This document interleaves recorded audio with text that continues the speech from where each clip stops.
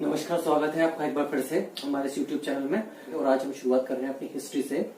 तो हिस्ट्री में जो कि प्राचीन भारत का इतिहास है, लुसेंट सीरीज में भी जैसा कि हमारा पहला वीडियो है, प्रमुख रूप से इसके 4 स्रोत होते हैं। पहला होता है धर्म ग्रंथ, है ना। आपको जब किसी देश की कोई इतिहास जानना है, आपको किसी देश के बारे में जानना है, तो आप कैसे उसकी नॉलेज इकट्ठी करेंगे? सबसे पहले हम खंगालते हैं उस देश के धर्म ग्रंथों को। तो यदि हमें भारत का अध्ययन करना है तो सबसे पहले उसके धर्म ग्रंथों का अध्ययन करना पड़ेगा। दूसरा होता है ऐतिहासिक ग्रंथ, यानी कि ऐतिहासिक दृष्टि से जो ग्रंथ है, जो ग्रंथ लिखे गए हैं समय समय पर विभिन्न विद्वानों के द्वारा, उनको हम बोलते हैं ऐतिहासिक ग्रंथ। तीसरा होता है विदेशियों का विवरण, जो विदेशी भारत आया, जैसे कि ईरान से, तुर्क से, चाइना से, हवानसांग जैसे था। तो ये जो विदेशी आए थे, इन्होंने वापस लौटने के बाद या यहाँ पर जो धर्म ग्रंथ लिखे, जिससे कि भारत की उस समय की क्या स्थिति थी, उस समय की राजनीतिक स्थिति क्या थी, उस समय की सामाजिक स्थिति क्या थी, इन सब की जानकारी हमें प्राप्त होती है। और चौथा हमारा था पुरातत्व संबंधित साक्ष्य। आपने देखा होगा कि बहुत सारे शिलालेख पाए गए हैं, बहुत सारे लेख पाए गए हैं, बहुत सारे मोनोलिथ पाए गए हैं, जिन पे कुछ न कुछ उकेरा गया है, चाहे वो शाब्दिक रूप से हो या फिर वो आकृतियों के फॉर्म में हो, आकृतियों के रूप में हो। तो ये शिलालेख जो होते हैं, ये काफी कई राजा और कई सुल्तान जो थे वो शिलालेख लिख पाते थे। शिला यानी पत्थर, लेख यानी कि लेखन। तो पत्थरों पर जो लेखन लिखा जाता है, पत्थरों पर जो लिखा जाता है, उसे ही हम शिलालेख कहते हैं। और वर्तमान में शिलालेख काफी अच्छा साधन होता है किसी भी एविडेंस का, किसी भी पुरातन एविडेंस के बारे में जानकारी प्राप्त करने का, किसी भी पुरातन सभ्यता के बारे में जानकारी प्राप्त करने। हम सबसे पहले बात करेंगे अपने धर्म ग्रंथों की, यानी कि धर्म ग्रंथों और ऐतिहासिक ग्रंथों की, कि धर्म ग्रंथों और ऐतिहासिक ग्रंथ कौन कौन से हैं, उनसे हमें क्या क्या जानकारी मिलती है, और इनके रचयिता कौन है, कब लिखे गए, इन सब की जानकारी हम एक एक करके लेते चलेंगे। तो सबसे हम पहले बात करते हैं धर्म ग्रंथों में वेदों की। वेद, जैसा कि आप सबको पता है, वेद 4 प्रकार के हैं: ऋग्वेद, यजुर्वेद, सामवेद, अथर्ववेद। जो ऋग्वेद है वो सबसे पुराना वेद है, सबसे पुराना माना जाता है।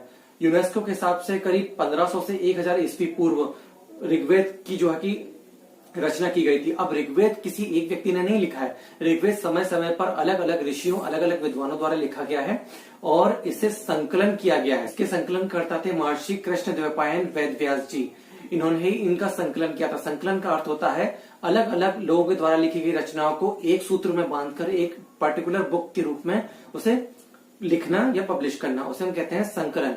ऋग्वेद से ही अन्य 3 वेदों की उत्पत्ति मानी जाती है, यानी कि जो ऋग्वेद है उससे ही यजुर्वेद, अथर्ववेद और सामवेद की उत्पत्ति मानी जाती है। जो ऋग्वेद है वो पद्य के रूप में है, यानी कि पद्य के फॉर्म में है, और जो सामवेद है वो संगीतमय है, और जो यजुर्वेद है वो गद्य और पद्य दोनों में है। ऋग्वेद को भारत ही नहीं बल्कि दुनिया का सबसे पहला धार्मिक ग्रंथ माना जाता है। इसकी रचना करीब 1500 से 1000 ईस्वी पूर्व के बीच में मानी जाती है। इसको अलग अलग ऋषियों ने अलग अलग समय पर लिखा। इसमें आर्यों की राजनीतिक प्रणाली, उनकी शासन प्रणाली और उनकी जीवन शैली का विस्तृत रूप से वर्णन किया गया है। इसमें कई सारी जो ऋचाएं हैं या कई सारे जो श्लोक हैं वो देवी देवताओं को समर्पित किए गए हैं, उसमें उनकी स्तुतियां की गई हैं। जो ऋग्वेद है वो वास्तव में यज्ञ कर्म कांड में कार्य करने वाला या काम आने वाला ही वेद था। जो ऋषि मुनि हुआ करते थे, और जो वर्तमान में भी हम जो ब्राह्मण देखते हैं, जब वो यज्ञ करते हैं तो वो ऋग्वेद का अवलोकन अवश्य करते हैं। चलिए अब जान लेते हैं ऋग्वेद से संबंधित अन्य तथ्यों को विस्तार से। अब ऋग्वेद का मतलब क्या होता है? ऋग्वेद में ऋक का अर्थ होता है स्थिति या और ज्ञान, स्थिति और ज्ञान। तो ऋग्वेद का अर्थ हुआ स्थिति और ज्ञान का अध्ययन। ऋग्वेद एक ऐसा वेद है जो ऋचाओं यानी कि श्लोकों से क्रमबद्ध है, सूचीबद्ध है, और काफी अच्छे प्रकार से इसमें विभिन्न चिकित्सा, वायु चिकित्सा, सौर शिक्षा, मानस चिकित्सा, देवी देवताओं की स्तुतियां और उनका वर्णन किया गया है। सो ऋग्वेद में जो पहला है पॉइंट है, ऋग्वेद में 10 मंडल, 1028 सूक्त, 10,462 ऋचाएं हैं। ऋग्वेद को पढ़ने वाले को होत्र या होता कहा जाता है। अब आर्यों की जो राजनीतिक प्रणाली थी और उनकी जो सामाजिक प्रणाली थी, उसका विस्तृत अध्ययन ऋग्वेद में किया गया है। देवों की प्रार्थना, स्तुतियां, उनका महिमा मंडन और उनकी आराधना, ये सारा ऋग्वेद में समाहित है। ऋग्वेद में इसके अलावा चिकित्सा विज्ञान और दूसरे विज्ञान के क्षेत्र के बारे में भी बात की गई है। ऋग्वेद में एक जगह जिक्र आता है जहां पर एक ऋषि को प्रौढ़ से यानी कि बूढ़े से जवान करने की भी कहानी का संकलन किया गया है। ऋषि विश्वामित्र द्वारा रचित ऋग्वेद के 3रे मंडल में भगवान सूर्य देवता को समर्पित प्रसिद्ध गायत्री मंत्र है। इसमें हस्तलिखित ऋचाओं को खिल कहा जाता है। 4 वर्णों यानी कि जो चतुष्वर्ण की परिकल्पना थी, जो 4 वर्ण सुझाए गए थे, ब्राह्मण, क्षत्रिय, वैश्य और शूद्र, जैसा कि वेदों में वर्णित है। इसकी जो प्रथम प्रमाण मिलता है हमें, जो इसका पहला विवरण मिलता है वो भी हमें ऋग्वेद में मिलता है। पुरुष सूक्त में इसके बारे में स्पष्ट विभेद और स्पष्ट व्याख्या की गई है। आपने हिंदू धर्म की एक प्रसिद्ध कहानी इसमें वामनावतार का वर्णन है, भगवान विष्णु के वामन अवतार का वर्णन है, और उन्होंने 3 पैर में यानी कि 3 पैरों में पूरी सृष्टि को नाप लिया था, वर्णन है, वो भी ऋग्वेद में ही वर्णित है। ऋग्वेद में इंद्र के लिए 250 और अग्नि के लिए 200 ऋचाओं का वर्णन है। वास्तव में ऋग्वेद के अनुसार जो भगवान इंद्र है वही सबसे शक्तिमान देवता के रूप में वर्णित किए गए हैं, उन्हीं को सर्वोपरि बताया गया है। अब बात कर लेते हैं कि ऋग्वेद के संबंध में अलग अलग विद्वानों ने अलग अलग समय पर कौन कौन से मत दिए। उनके अनुसार ऋग्वेद की जो रचना हुई है वो किस समय में हुई है, तो तिलक के अनुसार ऋग्वेद की जो रचना है वो 600 ईसा पूर्व में हुई है, जबकि मैक्स मुलर कहते हैं कि 1200 से 1000 ईस्वी पूर्व हुई है।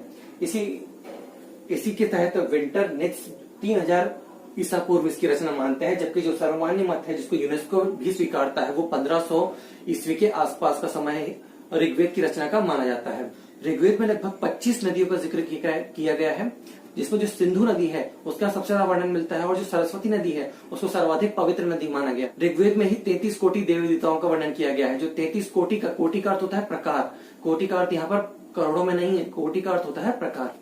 इसी प्रकार आपने असतो मा सद्गमय यानी कि अंधेरे से प्रकाश की ओर वाला जो संस्कृत शब्द है वो जरूर सुना होगा, ये भी ऋग्वेद से ही लिया गया है। ऋग्वेद के एक मंडल में सिर्फ एक ही देवता का वर्णन किया गया है, वह सोम देवता। ऋग्वेद की वैसे तो 21 शाखा है, लेकिन इसमें 5 प्रमुख शाखाएं हैं। ऋग्वेद का ही उपवेद आयुर्वेद है, जिसके की देवता धर्वंतरी को माना जाता है, तथा वर्तमान में ऋग्वेद के 10 उपनिषद पाए जाते हैं।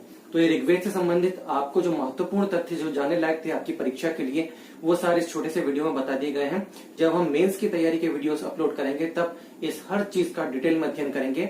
ये जो वीडियो है वो स्पेशली डेडिकेटेड है पीएससी प्री की तैयारी के लिए, या फिर आपके जो कॉम्पिटिटिव एग्जाम्स है जैसे एमपीएसआई है, पुलिस है या एसएससी है, इनमें जो कॉम्पिटिशन में फ्रीक्वेंटली जो क्वेश्चन पूछे जाते हैं ऋग्वेद से संबंधित, उन सब की आपको यहाँ पर जानकारी दी गई है। सो बने रहिए वीडियो के साथ। Thank you.